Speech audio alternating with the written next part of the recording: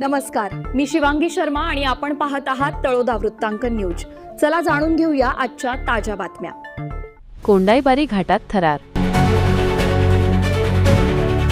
Brake fail झालेल्या ट्रकची 2 वाहनांना धडक, भीषण अपघातातून चालक थोडक्यात बचावला। धुळे सुरत राष्ट्रीय महामार्गावरील मृत्यूचा सापळा मानल्या जाणाऱ्या कोंडाईबारी घाटात आज पुन्हा एकदा भीषण अपघाताची घटना घडली। तीव्र उतारावर एका ट्रकचे ब्रेक निकामी झाल्याने या ट्रकने उभ्या असलेल्या ट्रकला आणि एका चालत्या ट्रेलरला जोरदार धडक दिली। या विचित्र अपघातात लातूरचे एक प्रवासी जखमी झाले असून सुदैवाने मोठी जीवितहानी टळली आहे। नेमकी घटना काय?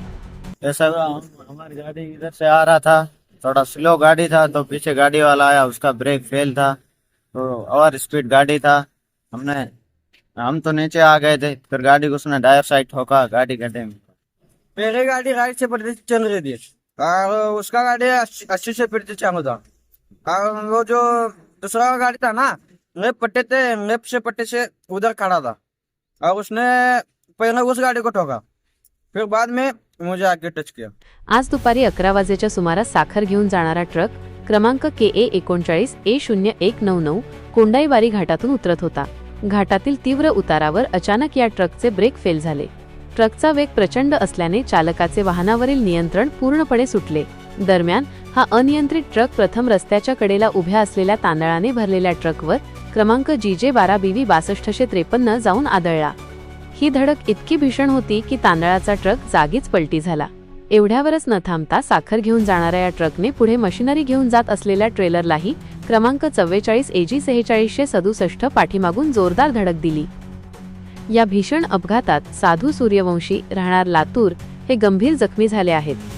अपघाताची माहिती मिळताच राष्ट्रीय महामार्गाच्या 1033 क्रमांकाच्या रुग्णवाहिकेने तातडीने घटनास्थळी धाव घेतली।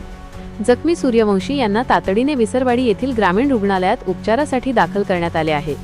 सुदैवाने या अपघातात कोणतीही जीवितहानी झाली नाही, मात्र वाहनांचे मोठ्या प्रमाणावर नुकसान झाले आहे।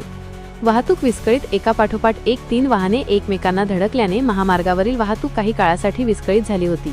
घटनेची माहिती मिळताच महामार्ग पोलीस घटनास्थळी दाखल झाले असून त्यांनी अपघातग्रस्त वाहने बाजूला करून वाहतूक सुरळीत केली आहे। या प्रकरणी पोलीस अधिक तपास करत आहेत। तळोदा वृत्तांकन न्यूज नेटवर्कसाठी मोसिम शेख, प्रतिनिधी विसरवाडी। आजसाठी इतकेच। अशाच ताज्या आणि महत्त्वाच्या बातम्या पाहण्यासाठी आमच्या चॅनलला सबस्क्राइब करा। धन्यवाद।